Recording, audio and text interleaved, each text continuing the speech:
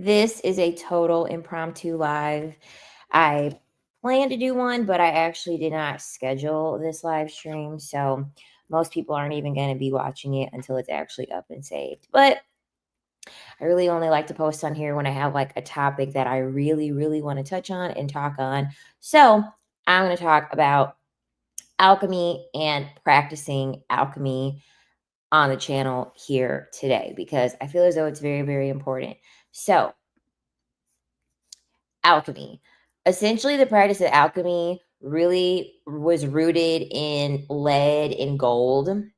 Okay. And essentially, how you can turn metal into gold. Okay. Outside of that, outside of that physical aspect of being able to turn a like liquid into a metal, there's a physical aspect of my Wi-Fi is like really shitty over here. I might have to move. If the Wi-Fi is bad, please tell me. Also, give me 2 seconds. I need to cut the AC on because I literally just got back.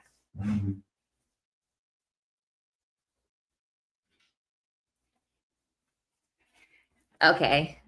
Sorry, but hopefully the Wi-Fi isn't too bad. I'm always like weird about that because it tells me the signal of the Wi-Fi. So that's the reason why I like am so cognizant. Okay. But if anything's wrong, just let me know. Okay, so back to what I was talking about, alchemy. Okay. Essentially alchemy is when you can in your, I guess, in your physical form as a person, as a human, as a spirit, as a soul, this would look like turning your anger into like some form of power, turning your trauma into like some type of wisdom, essentially like taking like the mess that you might see of your life currently and turning it into like a masterpiece, right? So really at its core, it's about transmuting energy, okay? And like learning how to redirect your power and then also understanding how to master polarity, okay?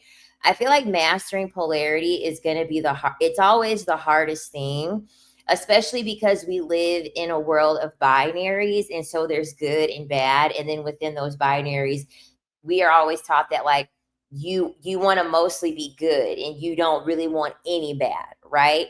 Which really that's impossible, right? Because you can't embrace anything good without having something bad happen, essentially, right?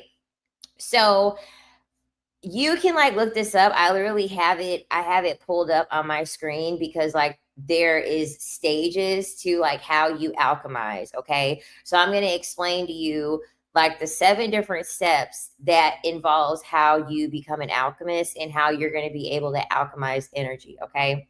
So like I said before, the practice of alchemy was essentially you taking some like liquid metal and then turning it into gold. Okay. So if any of you all took chemistry, okay, remember you in chemistry you practice the law of conservation of energy. I don't know if you all remember your chemistry class, but in your chemistry class I almost can guarantee that you took a piece of paper, you weighed it, and then you lit it up on fire, and then you weighed it again, and then it weighed the same, right? That was the law of the conservation of energy. So it's gonna kind of like be along those lines, essentially. Okay. So the first stage of becoming an alchemist, okay, is calcination. Okay. Essentially, calcination is you burning away you're burning away everything that you know about yourself consciously. Okay. Everything created in your conscious is based off of your ego and your false identity. Okay. So these are things such as your race, where you're from, your job title, anything that would be used to describe you in the physical realm is pretty much a part of your ego and your false identity. Okay. You will know this because if someone were to question you, okay, they question your job title, they say something that might be offensive about like your gender or your race or something like that. Okay, if that is an issue for you, then you still have an attachment to your ego, okay, and your identity, okay? So whenever you light a fire, the fire reduces it to ash. And so calcination is just explaining you breaking down the parts of you that no longer serve your higher purpose. So in the 3D world, all that stuff about like your race, your class, your weight, your education level, okay? That's all a part of the 3D world. I have a video talking about that on here. That's all rooted in ego. That's all rooted in false identity, okay? You are destructing the illusions, and you're confronting yourself with these perceived limitations, because at the end of the day, none of this stuff is real, okay? Someone just made up all this stuff, all right? At the end of the day, all of these like descriptive factors that we use for ourselves, it's all fake, okay? And really what it is, it's a perceived barrier, okay? It's a perceived barrier. So you may not feel smart enough, or you may not feel small enough, or big enough, or wealthy enough. You know what I mean? So your calcination is literally you burning parts of you that don't serve you anymore. And it's you being honest. Like, it's really you being honest as fuck with yourself. Like, you being raw with yourself, okay?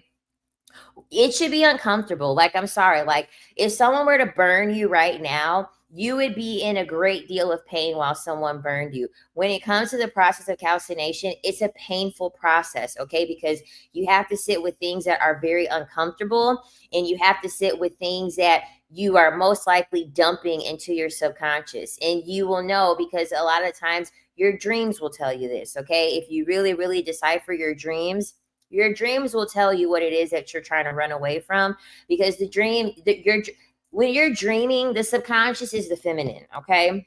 The subconscious is the feminine, the conscious is the masculine, okay? That's why the masculine lives in the 3D.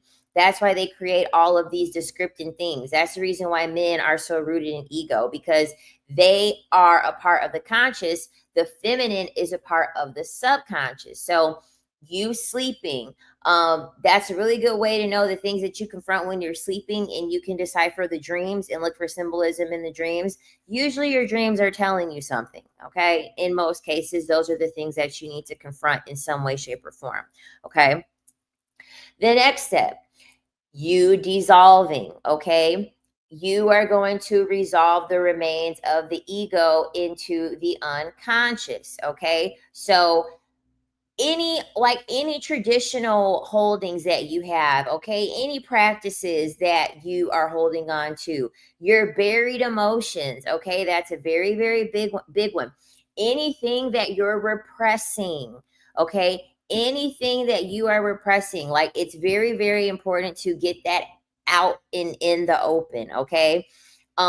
Your fears and whatever memories you have that are going to ride to the surface, because this causes you to surrender.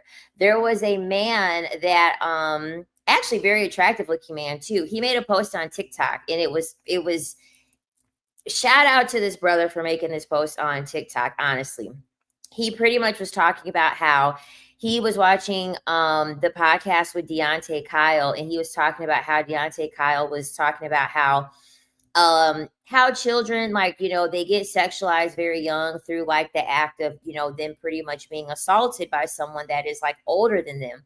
And so this gentleman had pretty much said that whenever he was intimate with a woman and the woman wanted to like orally perform on him or whatever, he would not let her orally perform on him. And the reason why he would not let any woman orally perform on him is because there was a man like in his family or something like that, like an uncle or something, that assaulted him through that act. Okay. So he was pretty much saying that when he was like in the act with like a girl or whatever, that like he had like somewhat knew that he had been talking to, when she like tried to do it, he ended up like lifting her up, and he was like, I don't want any of that. And I guess his energy, it had portrayed to the woman that like, okay, it's just something deeper than like you not wanting this. Like, she had made it very apparent that something is like going on, like there must be a reason like why you don't like want this thing.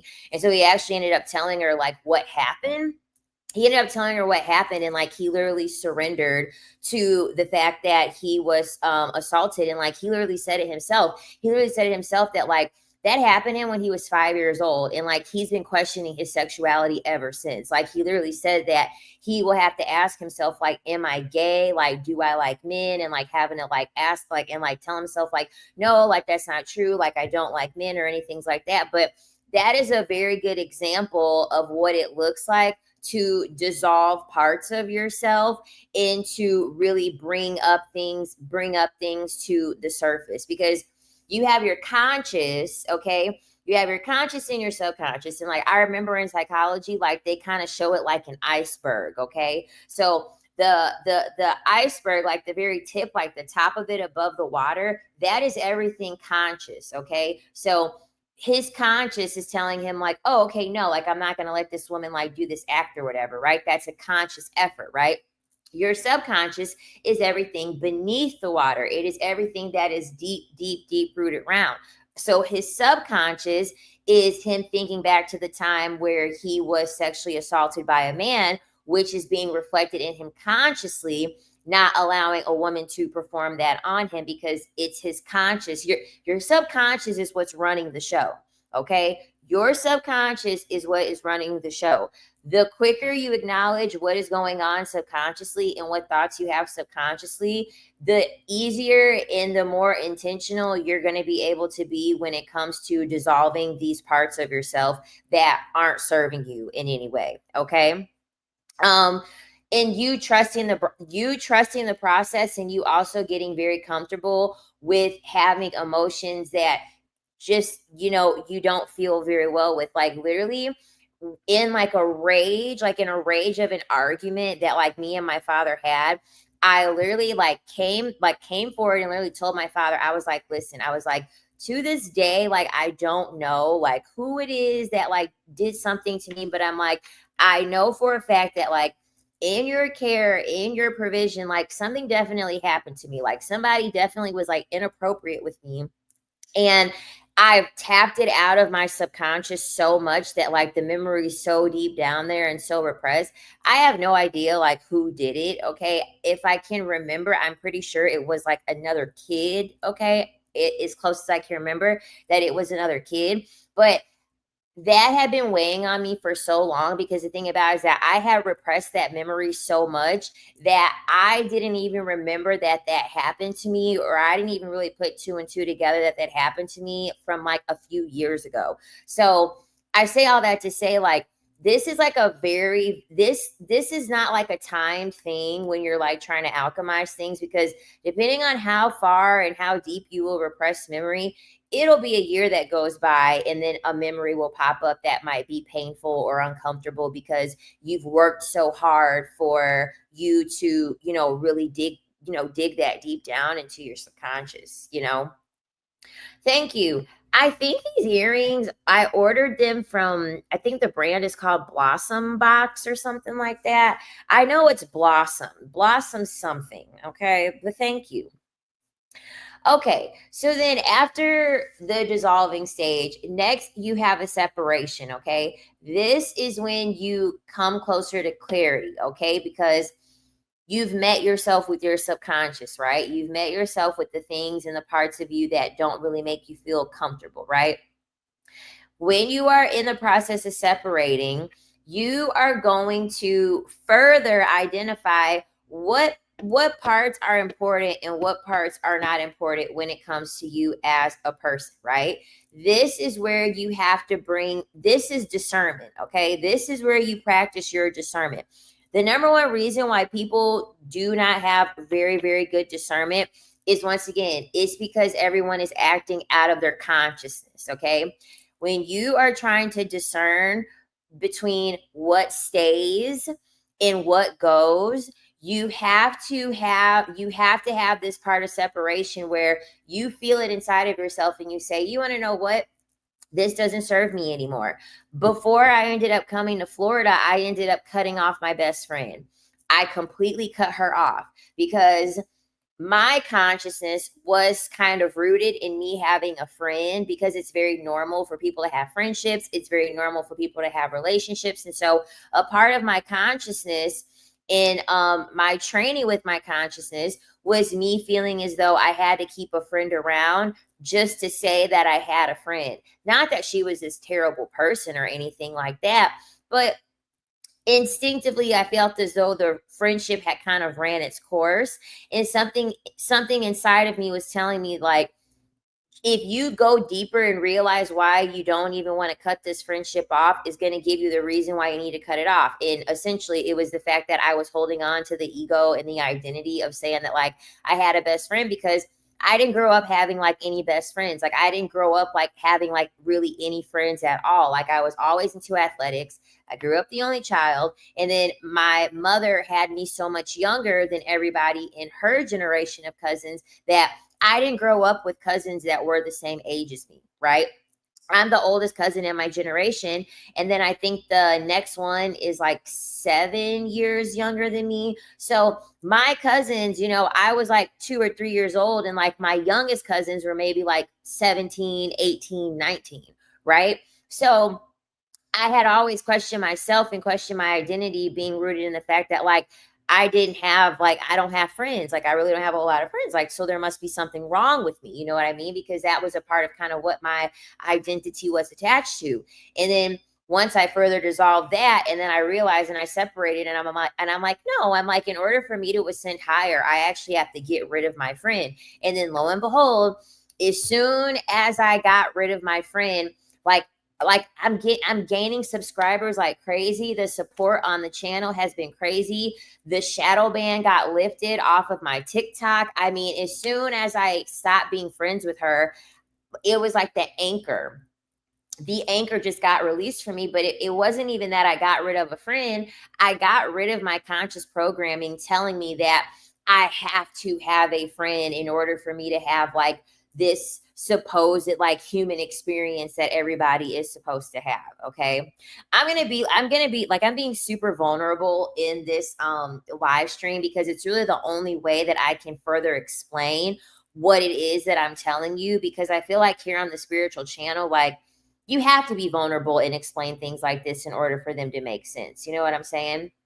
So, so yeah, essentially separation, you're getting rid of the clutter, okay? You are clearing house with all of these further ideals that you are still rooted and attached to, that you feel as though you have to hold on to. Because the thing about it is that sometimes these are things that it could even be your family.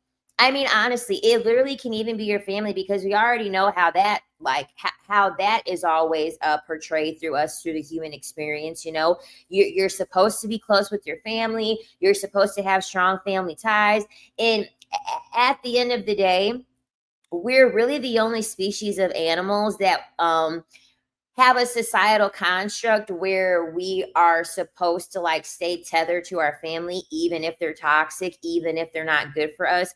Pretty much all species of animals essentially like raise their young to have them to be like interdependent, whereas the way we have a family dynamic, most family dynamics are very codependent in some way, shape, or form, right? So even that could be a deep example of like how these constructs are created, how they really can challenge you having a human experience and what that human experience might look like for you, opposed to other people. So I feel as though that's very important, because I feel as though a lot of people don't put yourself in a situation where you want to hold on to these constructs just to kind of fit in. Like, we see women do this all the time with marriage, right?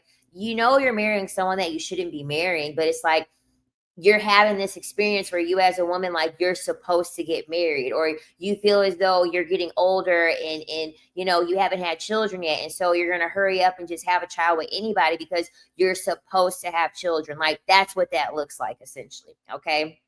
Now, the next stage is conjunction.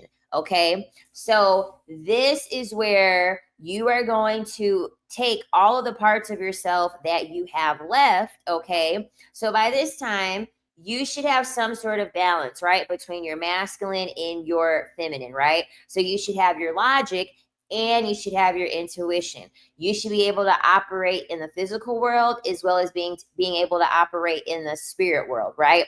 You should be practicing the act of duality. You should be happily embracing opposing forces, and harmoniously these opposing forces will start to unite. Okay, conjunction is going, it's a balancing act, right? It's you bringing wholeness to yourself as you're getting back to your authentic self. Okay, you alchemizing is just simply you refragmenting yourself. You refragmenting yourself back whole, because at the end of the day, when you were born, you had all types of thoughts and dreams and aspirations, and you were your most authentic when you were a child. As you got older, your parents told you what you could and couldn't do. Your peers told you what you could and couldn't do. Your classmates told you what was cool, what wasn't cool. Making fun of you, shaming you, your boyfriends, your girlfriends, you're having all of these different influences in your life that you aren't aware of, and it's shaping your thought process. It's shaping what decisions you're making, right? So the whole point is for you to get back. That's why they say like your inner child, you pretty much are alchemizing back to your inner child essentially, right?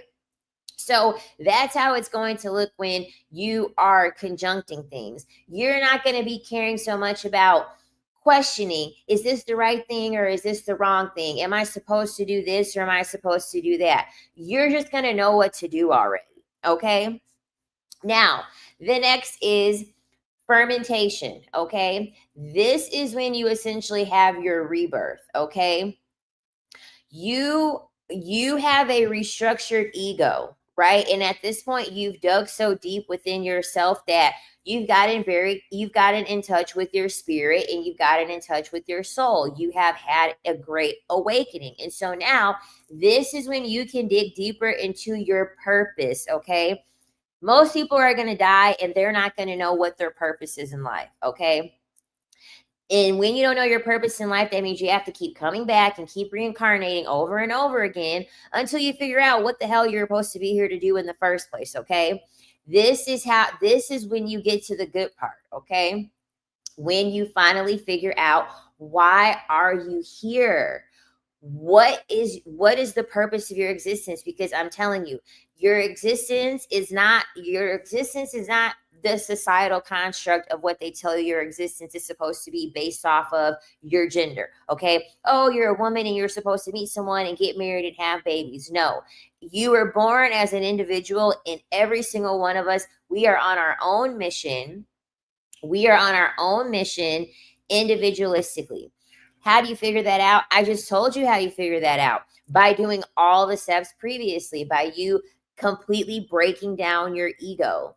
You have to break down your ego and dig deep into your subconscious, remove the things out of your subconscious that don't serve you. Like, your purpose is essentially a bone. Okay. It's a bone that's been dug very, very, very deep into dirt. And you have to dig and dig and dig and dig to find that out.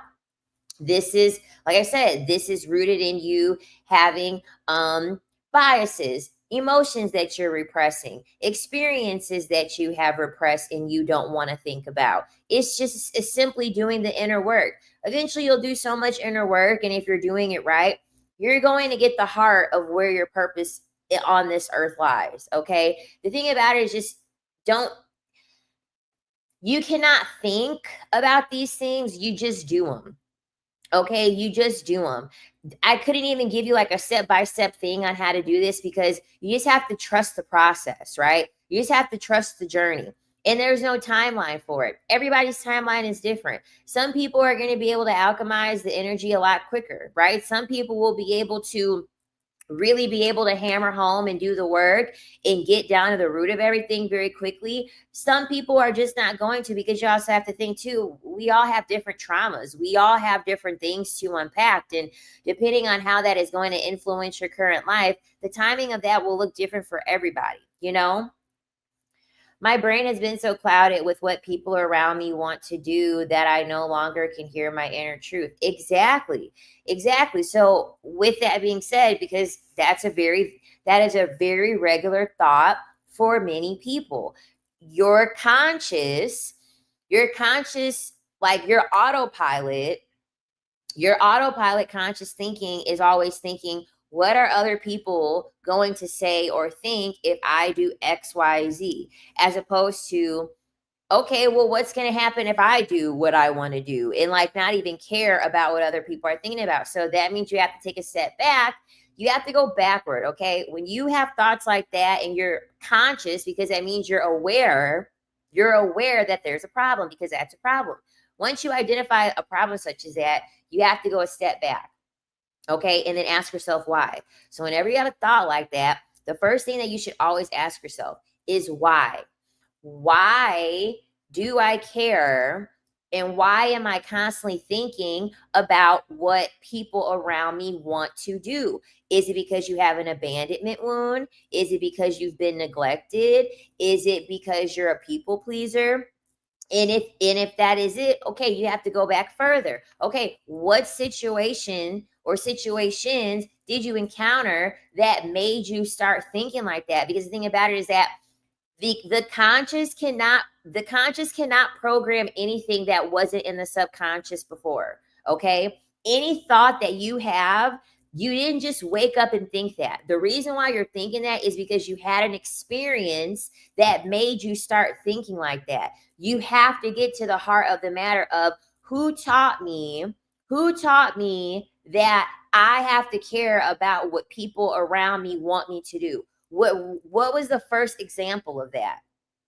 Once you get to the earliest example of who that person was or what that experience was, okay, then you can go on ahead and then you can further decipher from there and say, okay, that is what you have to work with. And essentially, you have to like reparent yourself and retrain yourself from that incident that started making you think like that. Essentially, once you do that with one situation, you're gonna realize that it's like a dozen more situations that you have rooted in that thinking.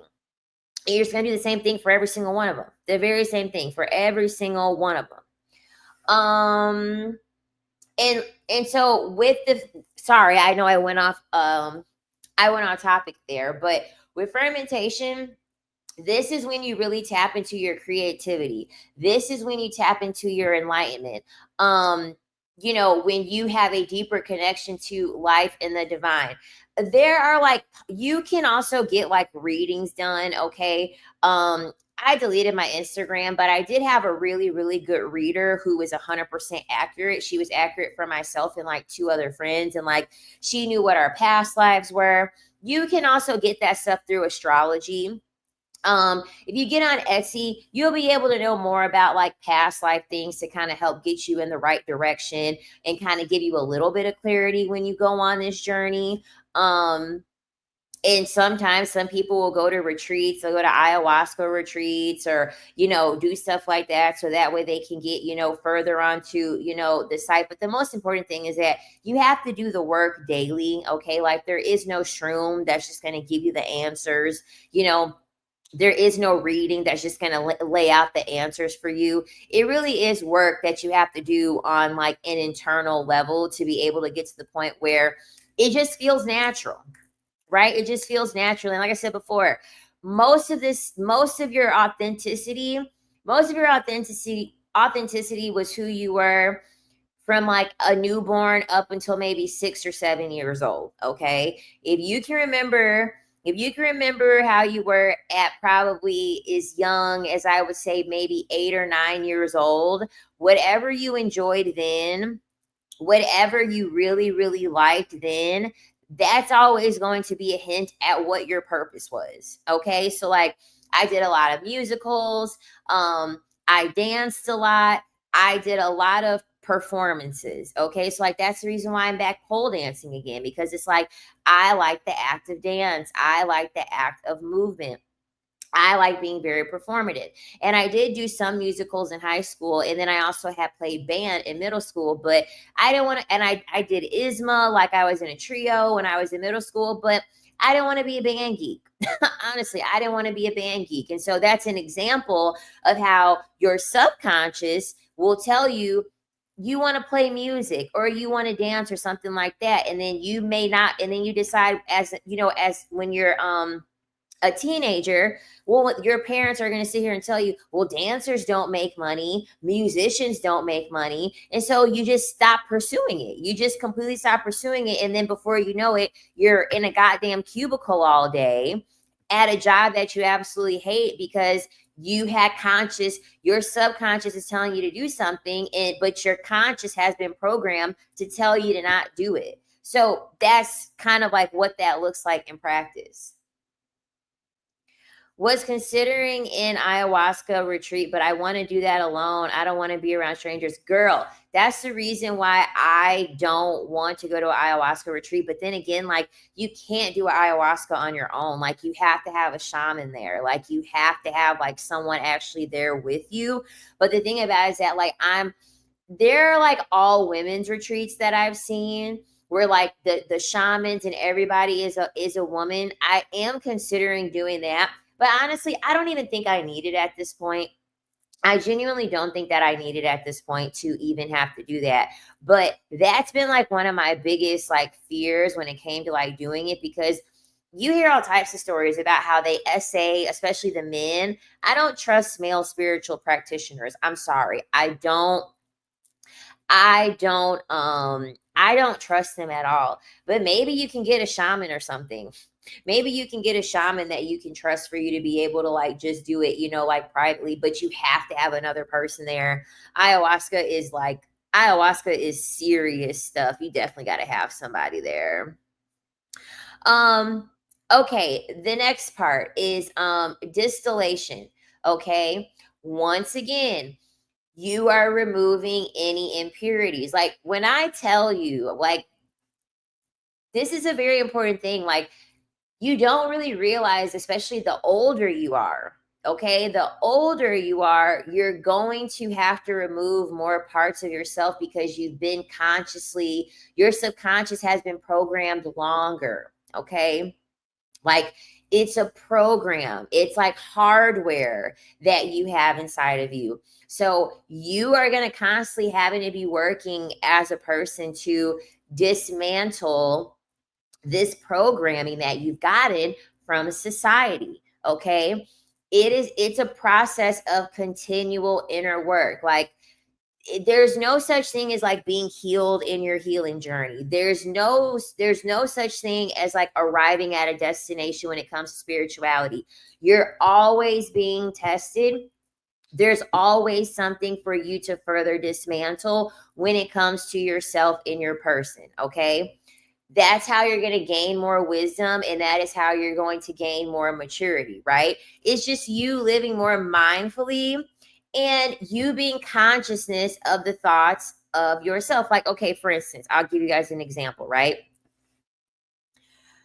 I hate the fact I can't dream when I smoke, but my dreams can be scary. So you need to stop smoking if you want to tap into your subconscious. When you smoke marijuana, it cuts off your transportation to the subconscious.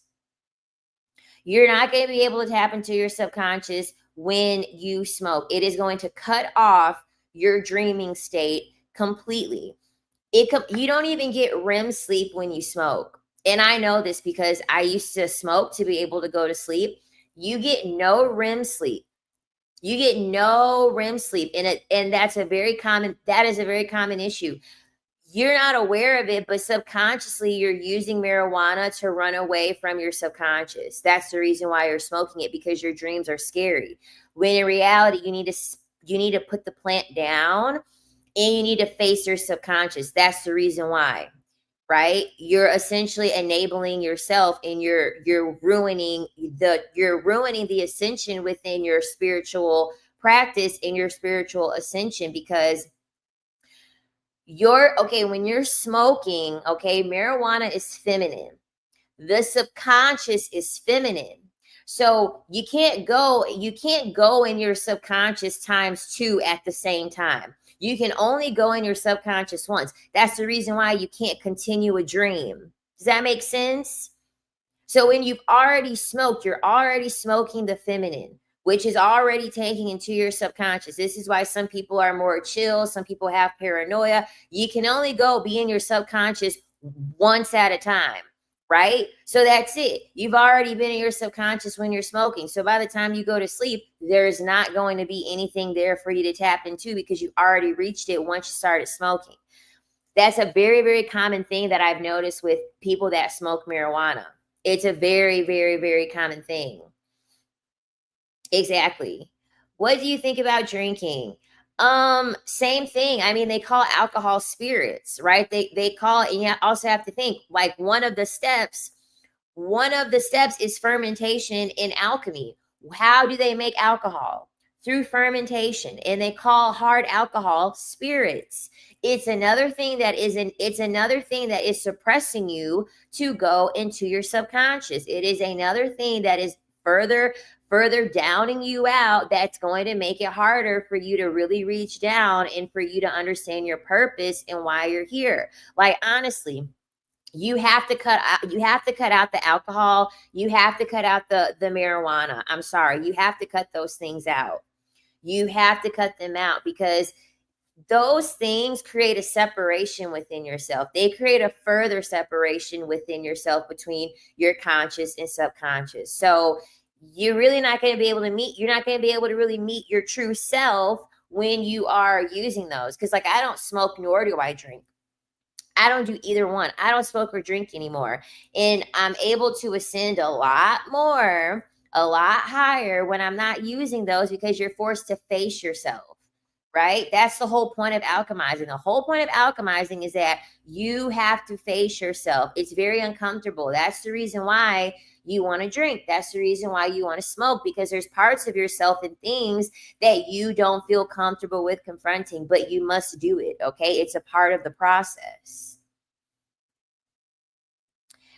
I quit smoking for about a month because of that exact reason. I have nightmares every night, though, and that's a part of the reason why I was smoking. I am just not going to smoke again. I just didn't want to deal with my traumas. Exactly. I feel like I cannot keep running away from myself. I'm 31. It's time to grow up. Exactly. It's time to grow up. And the thing about it is that, like, your life isn't going to get any better just because you're using something to, like, numb the pain or, like, using it to run away from yourself. Like, it isn't like your life is going to get better. It's just the time is going to pass by. The time is still going to pass by regardless. So I kind of look at it as though if the time is going to pass by, you might as well have the time passing by when you just get the shit done and over with, because it's like you're 31 and you have to understand too. It's like, that's why I said the older you get and like the longer you wait to do this process, it's going to hit you like a ton of bricks anyway. And then by then, it's going to be so many things that you're going to have to unpack. It's going to really be discouraging. And I kind of feel as though no matter what, life is going to confront you with meeting your subconscious, and the things you're running away from. You're going to have to meet them at some point. Like, it might be your health. It may be a grievance that you have with like a family member. It will be something traumatic in most cases that is going to force you to meet the part of yourself that you're like so badly trying to run away from. So this is why it's important, where it's like you might as well just go on ahead and just start doing it now before you have like a very big life event that forces you to, go on ahead and do this. You know what I'm saying? Because that's the reason, I think for me, that's been the biggest reason why in 2021, like, I really started taking like my spiritual journey very seriously, because I have a very low tolerance of like going through things over and over. It's probably the neurodivergence in me, but I catch on to pattern recognition really quick. And when I understand that it's something that is like harmful for me or not productive for me, I want to get to the root of the matter so that it doesn't keep happening over and over again. So I can try to just have a better life and just have a better experience. So I took that's in 2021. I'm telling you, we shifted timelines once C19 took over. And the thing about it too is that we're going to be shifting timelines again, especially with the current president that we have. So another thing too is that like a lot of things are going to be happening like historically and in the world and things like that, where it's going to be a lot more spiritual warfare. Okay. There are going to be a lot more things that outside of your own personal trauma, you're going to have to be confronting a lot more, because spiritually everything is very heightened. Okay, everything is very, very, very heightened. Like those people that died in Lake Tahoe, it was the executive of DoorDash was one of the people that died, and like Lake Tahoe literally turned into an ocean and swallowed up 8 goddamn people. And one of them was the executive. One of them was the executive of DoorDash. Like, that's nothing but fucking spiritual warfare. Like that's nothing but the spiritual realm. I won't even get in a body of water right now. I won't get in any freaking body of water right now, because you can tell that like spiritually in the collective, things are happening. Things are definitely happening. I don't even pay attention to the time or anything. Like, I don't know. It's weird. Okay, so then the next part, well, the last part, when it comes to becoming an alchemist. Okay, this is your coagulation. Okay, this is when everything comes together. Okay, this is the gold. Okay, you are now whole, you are now grounded, and you are now healed. Okay, this is the highest version of yourself, right? This is where your spiritual work, it is going to translate into a complete transformation that is going to be reflected in the real world. I went out today. I had to go return one of my handbags because it ended up the rivet ended up coming off, so I had to go to Louis Vuitton and I had to drop it off for them to repair it. And I'm a people watcher. I'm a big observer. And so I had started noticing, and I was like, wow, I was like, everybody pretty much at the mall is like coupled up with somebody, right? It was mostly like heterosexual couples. And I said, wow, everybody is coupled up at the mall. And it didn't make me like question myself. It didn't make me question myself and be like, oh, I wish I was partnered up. But it really put a mirror to me to really realize like, wow, like a lot of people are like really, really codependent. But what's so crazy is that I got so many compliments when I was out. And one way for me to always test my energy, you should try this. Okay, I love doing this. This is when I know that my energy is very strong and my energy is very big. So you know, if you're like walking on the street and you see someone approaching you and you know that you don't have enough room to actually clear the shoulder of the other person walking the opposite way, so one of you will move. I started doing this when I was living in New York City, because I just kind of knew that like my energy is so big at this point that like people, I don't make eye contact with people when I walk. I just look straight ahead. And I know that I know my energy is big enough. Everyone gets out of my way. Every single person walks out of my way. And I feel as though this is a really good, in my opinion, it's a really good experiment to see where you stand with your energy, because energetically, everybody is connected. Okay. Everybody is connected. And I feel as though that's a really good way, because people do pick up on your energy. Okay. Because how do you think people are able to pick on somebody when you were in middle school or in high school? Because they're picking up on the energy that that person is weak. They're picking up on the energy that that person is vulnerable. And so subconsciously, they know that that's a very easy person to pick on, right? So there'll be some people, they're not going to move because they're looking at you like your energy is weak. I'm not going to get out of the way for you. You should be getting out of the way for me. I kid you not. I probably walked past, like in close proximity to about 6 people. I didn't move out the fucking way for any of them. I didn't move out the way for fucking any of them. And a couple of them, they were already creating distance with like more than enough time before we were actually going to cross paths.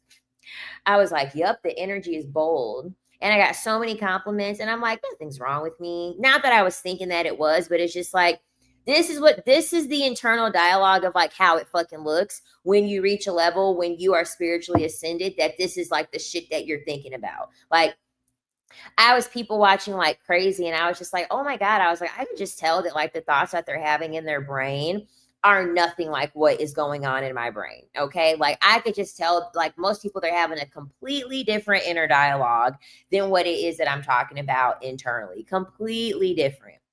So that's kind of what it looks like. Just, yeah, like you'll just start to notice and pick up on things, like you'll just start to realize, like, oh, wow, like I'm in a whole nother universe compared to these people, and I look like I'm from a whole nother universe. Like I felt that's the reason why I don't like going out in public. I don't really like going out in large spaces, in large crowds, because people can feel your energy, and it does put a spotlight on you. It can really, really put a spotlight on you. And depending on where I'm at, I don't really want that.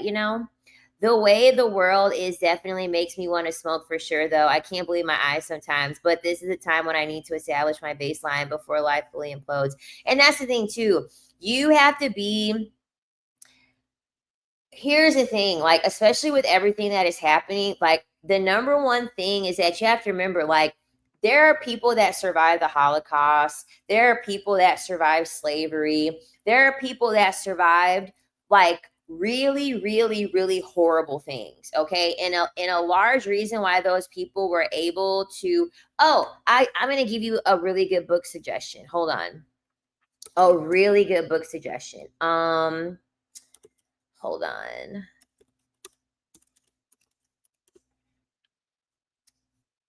Man's Search for Meaning. Okay. Man's Search for Meaning by Viktor E. Frankl. That book is life changing. Okay.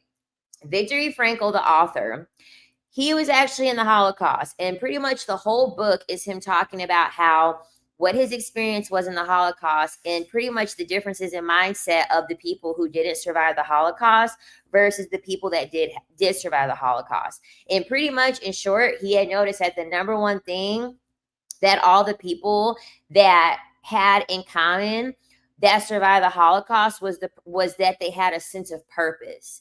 They had a sense of purpose for their life. So the fear and like the anxiety and the things that were coming along with everything that they were having to endure with the Holocaust, it didn't impact them as much because they had a greater purpose outside of what was questioned them. Because this is why, like, your ego, you really do have to dismantle your ego, because your ego is going to be challenged. Like with the things that are happening in society, everyone's ego is going to be challenged. You have to dismantle these things and get down to the root of your purpose, so that way you are going to be able to endure whatever it is that is coming up. Because you also have to think too, this is how they weed out people. This is how they practice spiritual warfare on people, right? Your social media platforms, the news, and all those things like that. You have to make sure that you remain, I don't want to say unbothered, because I mean, naturally you're going to be bothered, but you have to remain on a frequency vibrationally that is high enough for you to just say, you want to know what? I'm on my own path, and the path that I am on is going to get me through whatever the foreseeable future, unforeseeable future has going on. You know what I mean? Because like I said before, at the end of the day, people have survived much, much, much, much, much worse. And the reason why they did was because they had a purpose. They had a whole purpose that was rooted in their survival to be able to get on the other side. So your life is not going to fully implode. The world is not going to end.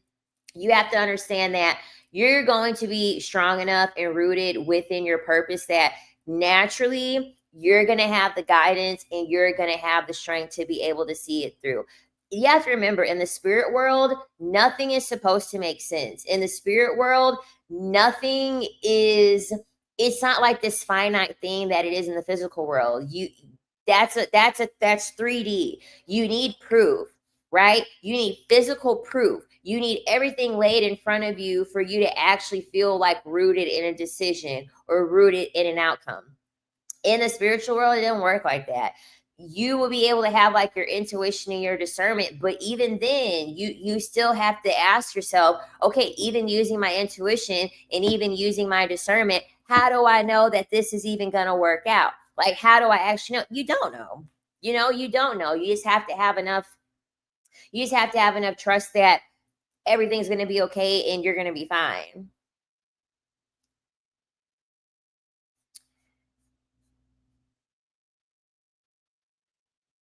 We used to live outside, y'all, with no AC in this Florida heat. I'm all the way good, even when I'm not. Exactly. Because at the end of the day, like I said before, like you just said, yes, like what we have now, it's going to dismantle at some point because, like, this isn't natural. This is not natural. At the end of the day, everything has to return. It's cyclical. Life is cyclical. Everything is going to return to its starting point. You know what I mean? This was all created. This is all fake. You know what I mean? So when you dismantle all the fake parts of yourself, all the societally constructed parts of yourself, it'll just be easier for you to be able to adjust, I feel like. And the thing about it is that if you're an emotionally charged person, you just have to figure out this is why I'm going to keep telling you guys, go back to your childhood and figure out what you liked during your childhood. Because if you're an emotionally charged person, the things that you enjoy when you were a child, that's where your emotional charging should go. It should be going to anything that you actually innately enjoyed as a child before your parents or your peers or teachers told you that you shouldn't do it or that you couldn't do it or that you were not allowed to do it. Emotions are something that you use to alchemize. Emotions are very, very good for alchemy. You just have to figure out in what form, what form serves you. That's really rooted in your identity and really rooted in some like form of fulfillment. You know what I mean? Because for me, I like to dance. So when I am in a bout of like something very strong emotionally having a hold on me, I am going to dance. Like I'm going to dance. That's why I take pole dancing classes.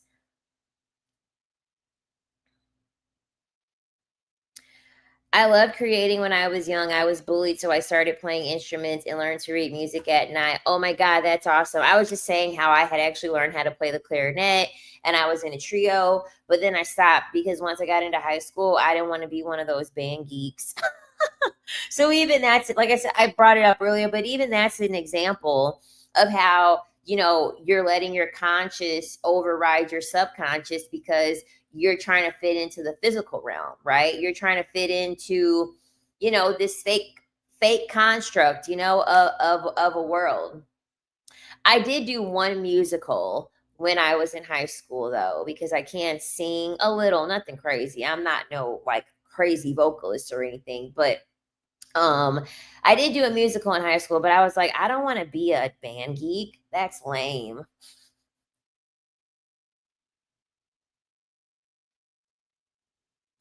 Oh, Tatum, I'm so sorry to hear that. I am. I'm so sorry to hear that. So then really essentially you have to reparent yourself. I mean, I feel like that's on the journey, that's really what it looks like for everybody, honestly. Honestly, that's literally what it looks like. You have to be the parent for yourself that your parents were not able to be for you. You know what I mean? Because a lot of us, even if our parents were physically present, a lot of them weren't emotionally present. You know what I mean? Even if they were physically present or financially present or even mentally present, you know what I mean? There is no parent or person in the world that was able to be present in every single form to be able to fill the cup of their children and then all of their children's. It's impossible. The absence just looks different for everybody. That's what I always say when it comes to our childhood. We all experience absence in some way, shape, or form when it comes to our parents. It just looks different for everybody. There are some children, financially, their parents were present. Emotionally, their parents were not present. You know what I mean? And even if they are present, they could be present in that way. They could be present in a way that is actually harmful to the child. There are literally some parents who are financially present, but they're abusive in their financial presence, right?